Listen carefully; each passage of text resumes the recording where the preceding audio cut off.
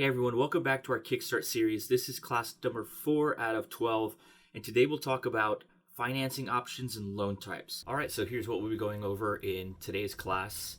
Number 1, what is financing? And moving on to the beginning process of helping your client obtain financing. Next is the types of financing that you'll be recommending. Finding out which loan type is the correct loan type for your client's particular situation. 5 is the specialty loan types. We'll teach you about a couple that are not your standard typical loan types. Moving on to the underwriting process, some do's and don'ts of obtaining financing, and of course our Q&A at the end of the video, which is always helpful for any new agents or agents who need clarification on any of the topics that we discuss. And let's get started with financing options and loan types. All right, so what is financing? Well, let's talk about the opportunities it provides for the buyer, as well as the difference between banks, mortgage lenders, and mortgage brokers. What the difference is between a fixed and a variable rate, and also the fact that this is a secured payment that is amortized over time. So as an opportunity to the buyer, here are some valuable talking points about the importance and the opportunities that financing provides to them. Let's take a look. Home ownership. Financing allows buyers to become homeowners, which can provide stability, security, and a sense of pride in owning a property. Building equity. When you finance a home, you build equity as you pay down your mortgage. This can be an opportunity for long-term wealth accumulation. Tax benefits. In the U.S., there are tax benefits associated with home ownership, such as deductions or mortgage interest in property taxes. These can reduce the overall cost of owning a home. Fixed housing costs. With a fixed-rate mortgage, your monthly housing cost remains stable, providing predictability and protection against rising rental rates. Appreciation. Over time, real estate properties tend to appreciate in value. This can be an opportunity for buyers to benefit from potential capital gains when they sell the property. Home improvement. Buyers can finance the purchase of a home with the intent to make improvements. This can increase the property's value and potentially generate a return on investment. Access to better homes. Financing allows buyers to access higher-priced homes that may not be affordable with cash alone, potentially improving their quality of life. Ownership control. Homeowners have control over their living space, allowing them to make changes and improvements according to their own preferences. Build credit. Managing a mortgage responsibly can help buyers build a positive credit history, which can be beneficial for future financial opportunities. Tax benefits.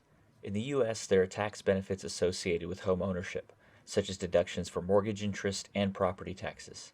These can reduce the overall cost of owning a home. Inheritance. A home can be passed down from heirs, providing a form of inheritance and financial security for future generations. Stable neighborhoods. Homeownership can contribute to stable and well-maintained neighborhoods, which can have a positive impact on the community and the buyer's quality of life. Potential rental income. Buyers can use their property as an income source by renting out part of it, such as a basement apartment or a spare bedroom. Finally, financial leverage. Real estate allows for financial leverage where you can use a relatively small amount of your own money, like a down payment, to control a larger asset, like a home. So what is the difference between banks, mortgage lenders, and mortgage brokers? Well, let's start with banks. Role. Banks are financial institutions that offer a wide range of financial products and services, including mortgages. Source of funds. Banks use their own funds to provide mortgage loans to borrowers. They may also sell these loans on the secondary market. Interest rates. Banks offer mortgage products with interest rates and terms based on their own lending criteria and policies. Customer relationship. Borrowers have a direct relationship with the bank when obtaining a mortgage. They apply for a mortgage, go through the underwriting process, and make payments directly to the bank. Loan options. Banks typically offer a variety of mortgage options, including fixed rate and adjustable rate mortgages, FHA loans, VA loans, and more.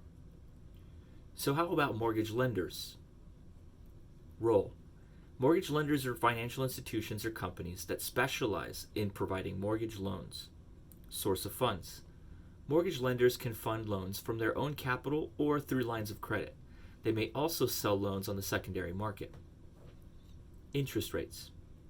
Lenders set their own interest rates and terms for mortgage products based on their lending criteria. Customer relationship. Borrowers work directly with mortgage lenders during the application, underwriting, and servicing of the loan. The lender is the primary point of contact for the borrower. Loan options. Mortgage lenders offer a variety of mortgage options similar to banks. Now let's talk about mortgage brokers. Role. Mortgage brokers act as intermediaries between borrowers and lenders. They help borrowers find suitable mortgage products and connect them with lenders. Source of funds. Mortgage brokers do not directly fund loans themselves. Instead, they work with a network of different lenders, including banks and mortgage lenders. Interest rates. Brokers do not set interest rates. They present borrowers with loan options from various lenders and assist in comparing them. Customer relationship. Borrowers have a relationship with both the mortgage broker and the lender.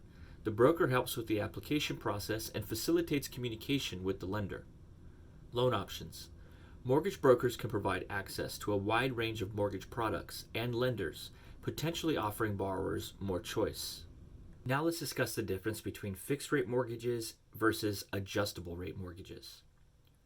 Fixed-rate mortgage. Interest rate stability. In a fixed-rate mortgage, the interest rate remains constant throughout the entire loan term. This means your monthly principal and interest payments do not change over the life of the loan. Predictable payments. Fixed-rate mortgages offer predictability and stability, making it easier for borrowers to budget for their housing costs because they know exactly what their payments will be. Long-term certainty. Fixed-rate mortgages are often preferred for long-term home ownership, or for those who want to lock in a stable interest rate for the entire duration of the loan, typically 15, 20, or 30 years. Protection against rate increases. Borrowers are protected from rising interest rates, which can be particularly advantageous in times of increasing market interest rates. Higher initial rates. Fixed-rate mortgages typically have slightly higher initial interest rates compared to the initial rates of adjustable-rate mortgages. Now let's talk about adjustable-rate mortgages. Interest rate variability.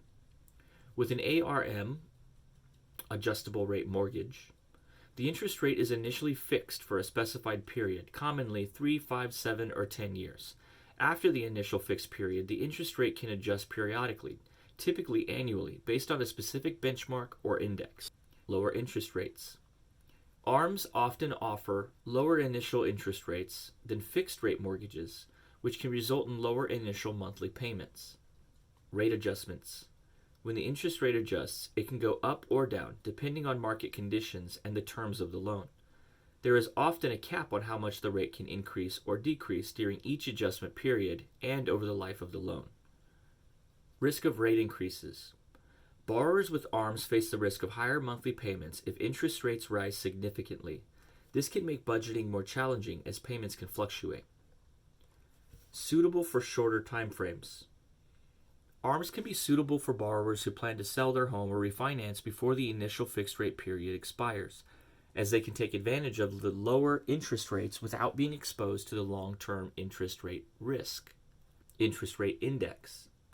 The adjustment of an ARM's interest rate is typically tied to a specific financial index, such as the U.S. prime rate, the London Interbank Offered Rate, or LIBOR, or the Constant Maturity Treasury CMT rate. Now, what's so great about a secured debt with amortized payments over a term? Predictable payments. Amortized payments are structured to remain consistent over the life of the loan. This predictably makes it easier for borrowers to budget and plan their finances as they know exactly how much they need to pay each month. Structured repayment. Amortization schedules are designed to ensure that the loan is paid off in full by the end of the term. This structured repayment approach helps borrowers gradually reduce their debt and ultimately become debt-free. Lower interest costs. Over time, a larger portion of each amortized payment goes towards reducing the loan's principal balance. As the principal decreases, the interest costs also decrease, which means borrowers pay less in interest over the life of the loan compared to other types of debt, such as credit cards with revolving balances. Collateral-based security. Secured debts are backed by collateral, such as a home, in the case of a mortgage, or a car, in the case of an auto loan. This collateral provides security to the lender, which often results in lower interest rates for borrowers compared to unsecured loans. Access to larger loans. Secured loans, due to their collateral, typically allow borrowers to access larger loan amounts than they might qualify for with unsecured loans. This can be particularly advantageous for financing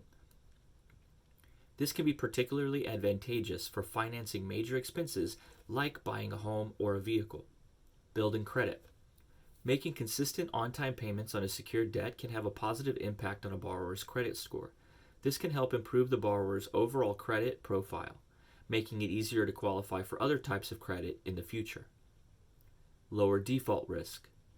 Lenders generally face lower default risk with secured loans because they have the option to seize and sell the collateral to recover their losses if the buyer fails to make payments as agreed.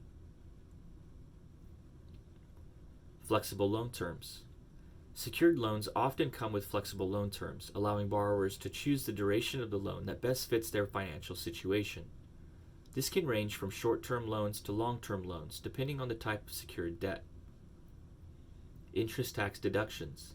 In some cases, the interest paid on certain types of secured debts, like mortgage loans, may be tax deductible, providing potential tax benefits for borrowers. All right, now here's a comprehensive breakdown of the process that you'll be going through as an agent with your client while they're trying to secure a loan. Number one, as a real estate agent, make sure to be the resource. Real estate agents play a crucial role in guiding their clients through the home buying process, including securing a loan. Be knowledgeable about different loan options, different lenders, and the overall mortgage process in order to provide valuable information to your clients. Number two, borrower completes the loan application. The first step in securing a home loan is for the buyer or borrower to complete a loan application. This typically involves providing personal and financial information, including income, employment history, credit history, and details about the property that they intend to purchase. Number three, follow up with the lender regarding your client's application. Once your client submits the loan application, maintain regular communication with the lender to monitor the progress of the application. This helps ensure a smooth and timely loan approval process. Number four, the lender will request additional documents. Lenders will often request additional documentation to verify the borrower's financial information. These documents may include pay stubs, bank statements, tax returns, and proof of assets. Be prepared to assist your client in gathering and providing these documents. Number five, buyer submits documentation to lender. It's important that your client promptly submits all requested documentation to the lender. Delays in providing these documents can slow down the loan approval process. Number six, automated underwriting. The lender may use automated underwriting systems to assess the borrower's creditworthiness and determine if they qualify for a loan. This process evaluates the borrower's credit score, income, debt-to-income ratio, as well as other factors. Number seven, pre-approval letter versus pre-qualification letter. A pre-qualification letter is a preliminary assessment based on the borrower's self-reported information. This is before the lender requests more docs. While a pre-approval letter, on the other hand, is a more thorough evaluation by the lender, including a credit check and document verification. A pre-approval letter is stronger and more attractive to sellers because it signifies that the borrower is more likely to secure financing. Number 8. Lender sends the buyer their pre-approval or pre-qualification letter. Once the lender completes the evaluation, they will provide your client with either a pre-qualification or pre-approval letter. This letter is a critical document in the home buying process as it shows sellers that your client is a serious and qualified buyer. Number 9. Ready to begin the home search process. Armed with a pre-approval or pre-qualification letter, your client is now prepared to start the home search process. They have a clear idea of their budget and can confidently make offers on homes within their price range. Lastly, ongoing support. Continue to support your client throughout the home buying process, from finding suitable properties to negotiating offers, conducting inspections, and closing the deal. Your expertise and guidance are invaluable to ensuring a successful home purchase for your client. All right, moving on, let's talk about the different types of financing.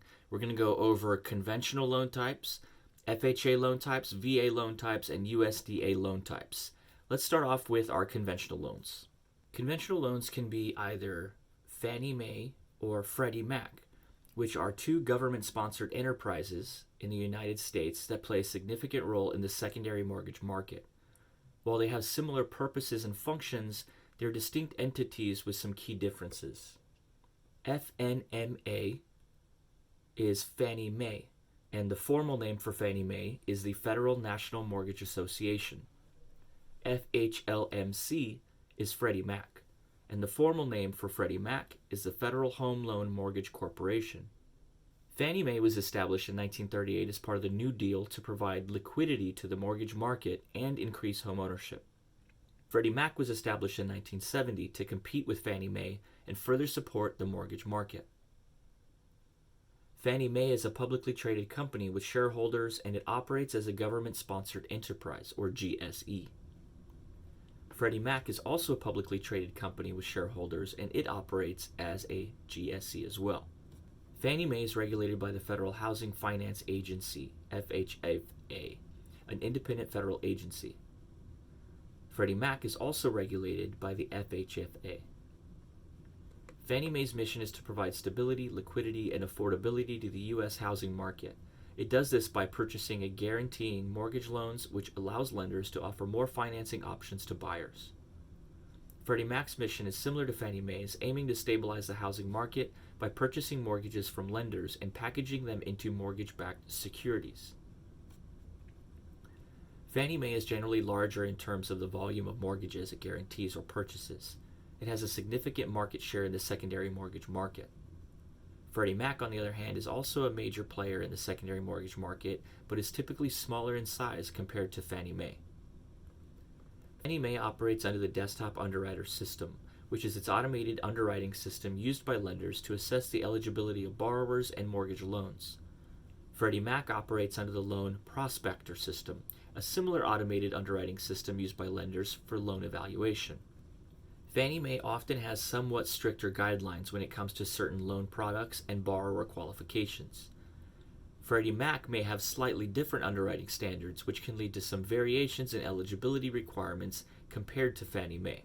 Looking at conventional loans as a whole, conventional loans typically require a higher down payment compared to government-backed loans. Down payment requirements can vary, but often start at 3% to 5% of the home's purchase price. Private mortgage insurance, or PMI. If the down payment is less than 20%, borrowers usually must pay for private mortgage insurance to protect the lender in case of default. Once the loan-to-value ratio increases 80%, PMI can often be canceled. Credit score. Conventional loans generally have stricter credit score requirements. A good credit score, usually 620 or higher, is often necessary to qualify for favorable terms. Loan limits. Conventional loans have higher loan limits compared to FHA and VA loans. These limits vary by location and are adjusted annually. Property type. Conventional loans are versatile and can often be used to finance primary residences, second homes, and investment properties. So what about FHA or HUD financing? Down payment. FHA loans typically have lower down payment requirements, often as low as 3.5% of the home's purchase price. Mortgage insurance. FHA loans require both an upfront mortgage insurance premium and an annual mortgage insurance premium, regardless of the down payment amount. The MIP protects the lender against borrower default. Credit score. FHA loans are more lenient with credit score requirements, and borrowers with credit scores lower may still qualify. Loan limits. FHA loan limits are set by the Federal Housing Administration and vary by location. They are generally lower than conventional loan limits. Now let's talk about VA, or the Department of Veteran Affairs loans. Eligibility. VA loans are exclusively available to eligible veterans, active duty service members, and certain members of the National Guard and Reserves, as well as some surviving spouses. Down payment. VA loans often require no down payment, making them a popular choice for eligible veterans and service members. Mortgage insurance. VA loans do not require private mortgage insurance, PMI. Instead, they charge a one-time upfront funding fee that can be financed into the loan. Credit score. VA loans may have more lenient credit score requirements compared to conventional loans. Loan limits. VA loans typically have higher loan limits than FHA loans, but may still be subject to limits depending on the location. Property type. VA loans can be used for primary residences. Lastly, let's look at USDA or U.S. Department of Agriculture loans. Eligibility. USDA loans are designed to help low to moderate income borrowers in rural areas. Eligibility is based on income and the property's location. Down payment. USDA loans generally require no down payment, similar to VA loans. Mortgage insurance. USDA loans require a guarantee fee up front and an annual fee, similar to MIP on FHA loans. Credit score. While credit score requirements can vary by lender, USDA loans often have more flexible credit requirements compared to conventional loans. Loan limits. USDA loan limits are set by the USDA and vary by location, with an emphasis on rural areas. Property type. USDA loans are typically for primary residences and must be located in eligible rural areas as defined by the USDA. So now, here are some key considerations and questions to bring up with your client when determining which loan type is going to be best for their situation. Number 1. What is the buyer's profession or income level? The buyer's income level and profession can impact their eligibility for certain loan types. For example, some loan programs may have income limits, and others may have special programs or incentives for specific professions, such as teachers or healthcare workers. Consider the client's income stability and consistency, as well as their eligibility for programs or grants that are related to the buyer's profession. Number 2, what is the location of the buyer's home search? For example, is it city, rural, where is it? The location of the home can influence the choice of loan type. Certain loan programs, such as USDA loans, are designated for specific geographical areas, often rural or suburban. Urban areas may have different loan options and price ranges. Consider whether the property is in a rural, suburban, or urban area, and the client's eligibility for location-based loan programs. Number 5. Which loan do they most easily qualify for, and which is better for the buyer long-term? It's important to consider both short-term affordability and long-term financial goals. Assess the buyer's creditworthiness, debt-to-income ratio, and overall financial situation to determine which loan they are most likely to qualify for. Then, evaluate which loan aligns with their long-term objectives, such as building equity or minimizing interest costs. Consider credit score and credit history, debt levels and monthly obligations, as well as future plans such as how long they intend to stay in the home. Make sure your clients are aware that they may qualify for some of these special loan types, depending on their situation. First-time homebuyer credits / assistance programs. First-time homebuyer programs are designed to assist individuals or families who are purchasing their first home. These programs may offer financial incentives such as down payment assistance, grants, or tax credits to help with the upfront costs of home ownership. Eligibility criteria can vary by program and location. Vacant or unimproved property loans. Some lenders offer loans specifically for vacant or unimproved properties. These loans can be used to purchase land or properties that do not have existing structures. Buyers can use these loans to finance the purchase of property and potentially fund construction or development. Property rehabilitation / renovation loans. Property rehabilitation or renovation loans, such as the FHA 203K loan or the Fannie Mae Homestyle Renovation Loan, allow buyers to finance both the purchase of a home and the cost of renovations or repairs in a single mortgage. These loans are beneficial for buyers looking to purchase fixer-upper properties. Condo loans. Condo loans are used to finance the purchase of condominium units. It's important to ensure that the condo project and homeowners association meet specific qualifications for the loan to be approved. Lenders often look at factors like the financial health of the HOA, the percentage of owner-occupied units, and whether the project meets certain insurance and legal requirements. Educators and first responder credits / assistance programs. Some programs offer credits or assistance to educators, such as teachers, and first responders, such as police officers, firefighters, and paramedics, to help them buy homes. These programs may provide down payment assistance, reduced interest rates, or special loan terms in a way that supports those in these professions. Location-specific loan programs. Location-specific loan programs are often tied to particular geographic areas. They are designed to promote home ownership or address specific housing needs in those areas. Examples include USDA Rural Development Loans, which encourage home ownership in eligible rural areas. State or municipal down payment assistance programs, which vary by location and may offer grants or low-interest loans to local residents. Community land trusts, which provide affordable housing options in specific communities. Now, besides all of that, there's a lot going on in the background as you're searching for homes or getting through your contract period. So let's go over the underwriting process. Number 1, borrower's application and documents, which are their file, are submitted to the underwriter. At this stage, the borrower has completed the loan application and provided all necessary financial documents such as pay stubs, bank statements, tax returns, and employment verification. The loan officer compiles this information into a file and submits it to the underwriter for review. The underwriter's role is to assess the borrower's credit worthiness and ensure that they meet the lender's qualification criteria. Number 2, lender orders an appraisal for the borrower on the home that they intend to purchase. To determine the property's value and assess its condition, the lender orders an appraisal. An appraiser, typically a licensed professional, evaluates the property's market value based on comparable sales in the area. The appraisal is crucial because it helps ensure that the property's value aligns with the loan amount requested. It protects both the borrower and the lender from overvalued properties. Number 3, underwriter may request additional documentation and explanations. During the underwriting process, the underwriter may identify areas of concern or require additional documentation to clarify certain aspects of the borrower's file.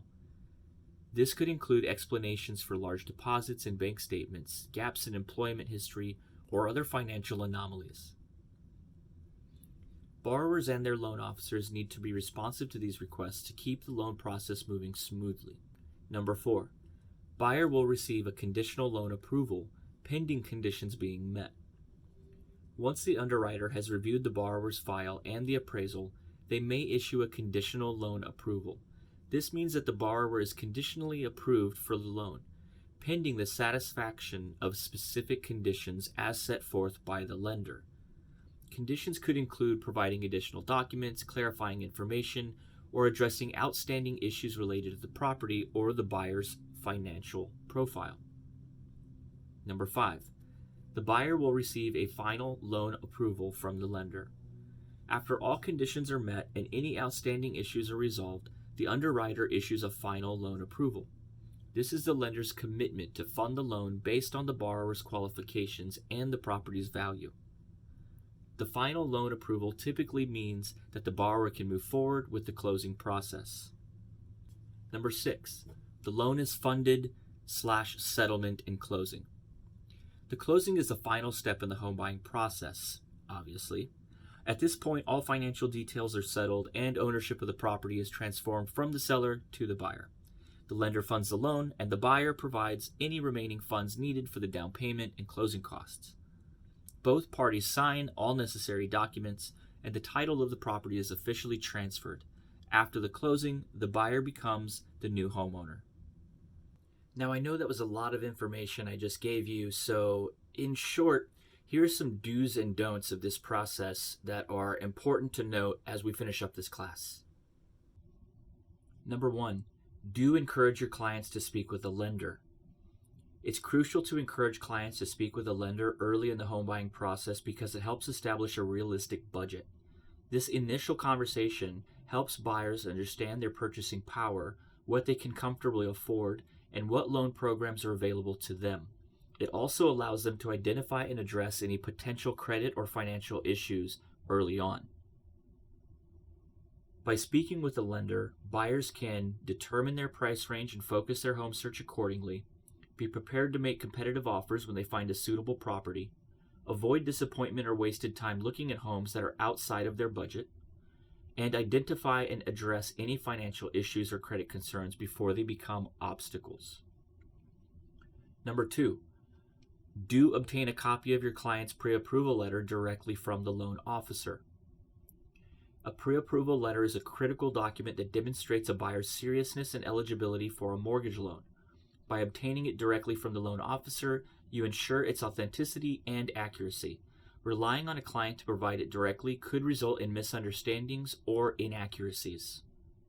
Having a valid pre-approval letter from the loan officer will A. show sellers and listing agents that your client is a qualified buyer. It'll strengthen the buyer's offer in competitive markets, and it'll prevent potential issues related to forged or outdated pre-approval letters. Number 3, do not guarantee financing terms on marketing materials. Mortgage terms and conditions can change due to various factors, including market fluctuations, creditworthiness, and lender policies. Guaranteeing specific financing terms in marketing materials can lead to misunderstandings and lead to legal issues if those terms cannot be met when the buyer is ready to secure financing. By not making guarantees in marketing materials, you avoid misleading potential buyers, you ensure transparency and prevent false expectations, and your clients can work directly with lenders to secure the most up-to-date and accurate financing terms. Number 4, do not discriminate against specific loan types. Discriminating against specific loan types such as FHA, VA, or USDA loans is illegal and unethical. All borrowers should have equal opportunities to purchase homes regardless of the type of financing they choose or qualify for. Discrimination can lead to legal consequences and harm your reputation. By treating all buyers and loan types equally, you demonstrate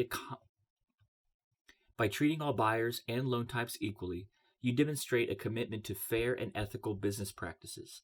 You avoid potential legal issues and fair housing violations, and you create an inclusive and welcoming environment for all clients. That's it for class number 4 on financing types and loan options. Here is your Q&A section. This is pre-recorded, so please, if you have any questions, comments for us, or anything at all you'd like to hear more on, please leave it in the comments below. We would love for you to like and subscribe, obviously. And thanks again for watching. Remember, you can catch these classes getting posted every Thursday, and you can catch us live for these classes once they're all posted. And those will be at 12:30 p.m. on Mondays. Our next class is class number 5 of 12, where we'll be talking about CMA presentations. So we'll see you in the next class. Hope you have a good week.